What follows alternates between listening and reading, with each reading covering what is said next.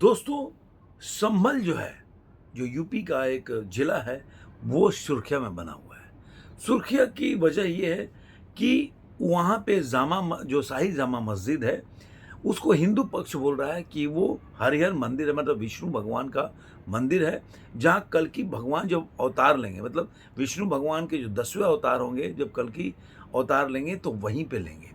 और इस बात का वो क्लेम करते रहे कि ये विष्णु मंदिर है, जहाँ पे मुस्लिम समुदाय ने ज़बरदस्ती उस पे कैप्चर करके उसके जो आर्किटेक्चर है कि उसके साथ खिलवाड़ करके और इसको मस्जिद में कन्वर्ट किया है। इसके लिए लोग जो बोलते हैं कि जुडिशियल सिस्टम पे गए, मतलब कोर्ट में गए, कोर्ट में वहाँ पे 19 तारीख को सर्वे के लिए अनुमति दिया। 19 तारीख को यहाँ सर्वे हुआ, उसके बाद से दूसरा सर्वे जब 23 तारीख को हुआ और 24 तारीख को वहाँ पे बहुत बलवा मच गया, जिसमें 4 लोगों की जान चली गई। कहीं 4 बता रहे हैं, कहीं 5 लोग वो बता रहे हैं। अब ये तो घटना है।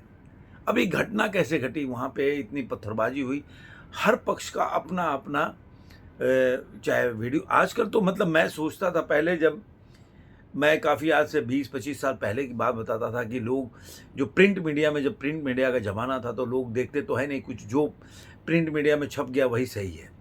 तो हम सोचते थे कि अरे कोई ऐसा भी एविडेंस कोई सामने से देखा हुआ व्यक्ति मिल जाए तो हम उसको मान लेंगे। लेकिन समय का देखिए चक्र, वो समय आ गया, लेकिन आज उस वीडियो से भी लोग खेल लेते हैं, अपने हिसाब से वीडियो भी डालते हैं। आपने सोशल मीडिया से लेकर हर जगह आपने बहुत से वीडियो देखा होगा, जहाँ पे हर पक्ष ने, चाहे वो आप देखिए जो मुस्लिम समुदाय के सपोर्ट में है, अखिलेश यादव ने जो वीडियो डाला तो 2 बार एडिट करके डाला कि भाई पुलिस गोली चला रही है। और ऐसे ही कई वीडियो आपको मिल जाएंगे जो मुस्लिम समुदाय के समर्थन में लोग वीडियो डाल रहे हैं। ऐसे ही जाएंगे तो जो मंदिर पक्ष के लोग हैं वो लोग अलग वीडियो डाल रहे हैं और पुलिस वाले अलग डाल रहे हैं। लेकिन इस सब में पॉलिटिक्स तो होती रहेगी, लेकिन 4-5 जान चली गई।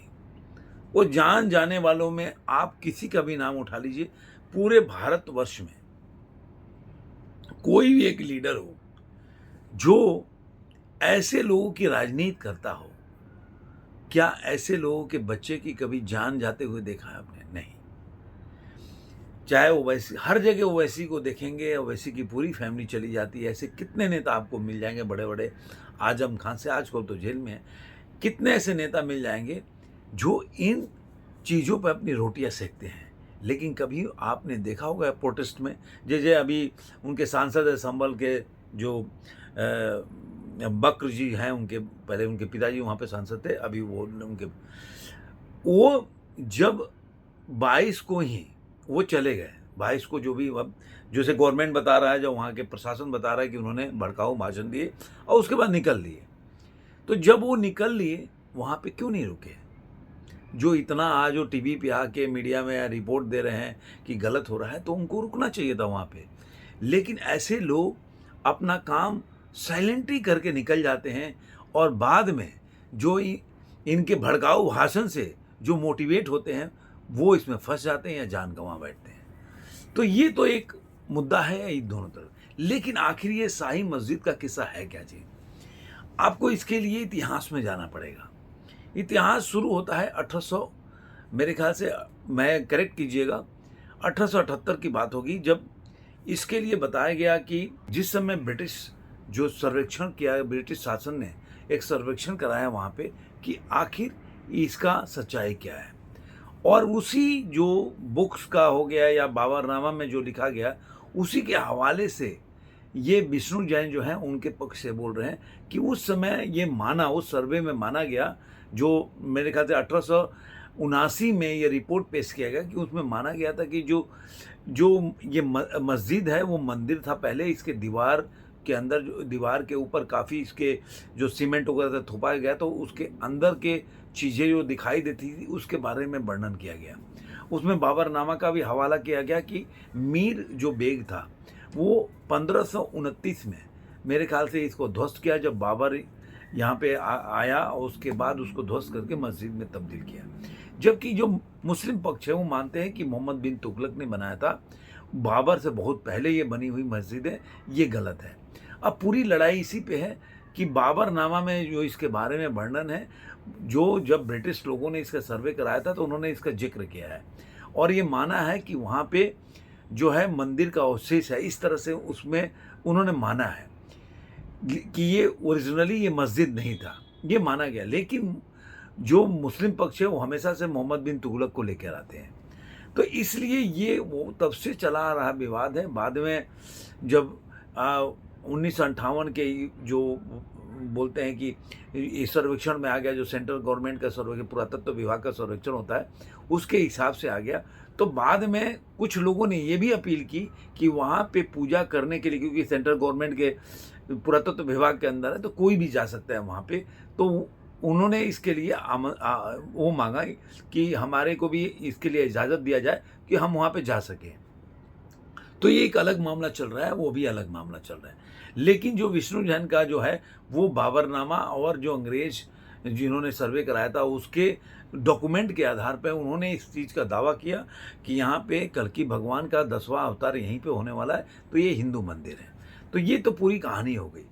अब तीसरा इसका पक्ष होता है कि आखिर ये हुआ कैसे, जो इतना बड़ा राइट्स हो गया, इतना झगड़ा लड़ाई वहाँ पे क्यों हो गया। देखिए, जो घटनाएं घटी वो 24 नवंबर को घटी। 19 से 24 नवंबर तक में 3-4 दिन मान लीजिए कुछ सर्वे हुआ वहाँ का पहले बार। तो अब ये अलग अलग मत है कि उन्होंने बोला कि उस 1.5 घंटे में चूँकि लाइट वहाँ पे अंधेरा हो गया था तो पूरी तरह से सर्वे नहीं कर पाए, इसलिए हम दूसरी बार सर्वेक्षण करने के लिए आए। ठीक है, अब अखिलेश यादव बोल रहे हैं कि जब एक बार सर्वेक्षण हो गया तो दोबारा क्यों जाना चाहिए, लेकिन ऐसा तो आप ज्ञानवापी में भी हुआ है।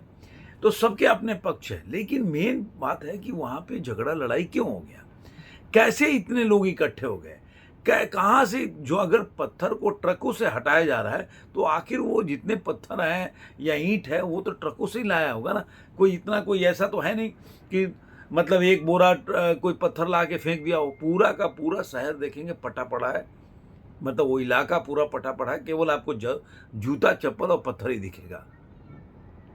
तो आखिर इतना चीज़ें आई कहाँ से।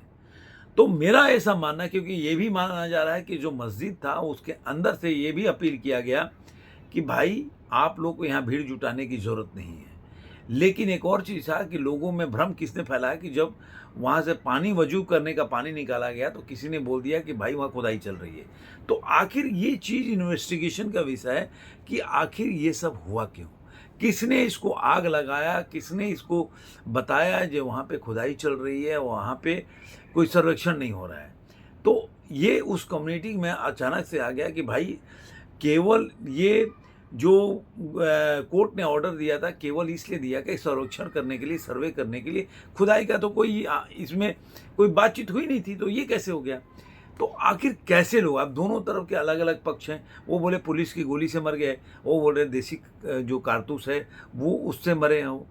तो ये सब होगा इन्वेस्टिगेशन, तब पता चलेगा ये सच्चाई क्या है। लेकिन 2-4 चीज़ें आपको जानना चाहिए कि इतने लोग अचानक से कैसे हाजिर हो गए। दूसरा, इतना पत्थर ईंट कहाँ से आ गया। और तीसरा, बिना तैयारी के इतना ईंट पत्थर तो आएगा नहीं, और वहाँ पे फिर देसी कट्टे कहाँ से आ गए। तो ये चीज़ें जो है ना इन्वेस्टिगेशन का विषय है। अब एक और मुद्दा आ रहा है कि वहाँ के जो बर्क साहब हैं सांसद, और जो वहाँ के सुहेल हैं जो विधायक के पुत्र हैं, इन दोनों में वर्चस्व की लड़ाई है। तो ये क्या वर्चस्व की लड़ाई के लिए इसको सुलगाया गया है, ये भी चल रहा है। सच्चाई क्या है वो कुछ दिनों में सामने आएगी, लेकिन इतना ज़रूर है कि जब तक सच्चाई आती है, ऐसे लोग जो ये नहीं सोचते भावनाओं में बहकर कि जो नेता अगर टीवी पे आपको बहकाने के लिए या आपको उकसाने के लिए भाषण देते हैं, आखिर उनकी फैमिली करती क्या है, उसी में छुपा है आपके भविष्य का राज। तो आपको ये जानना होगा कि आप जो जा रहे हो लड़ाई करने के लिए, वो जो आग लगा रहे हैं पब्लिक में भाषण देकर, उनकी भी फैमिली इसमें जाना चाहिए। वो खुद भी नहीं गए और आपको इस आग में झोंक कर चले गए। देखते हैं आगे क्या होता है। आपको ये वीडियो कैसा लगा जरूर कमेंट बॉक्स में बताइएगा। फिर मिलेंगे ऐसे ही किसी वीडियो में। आज के अंक में इतना ही।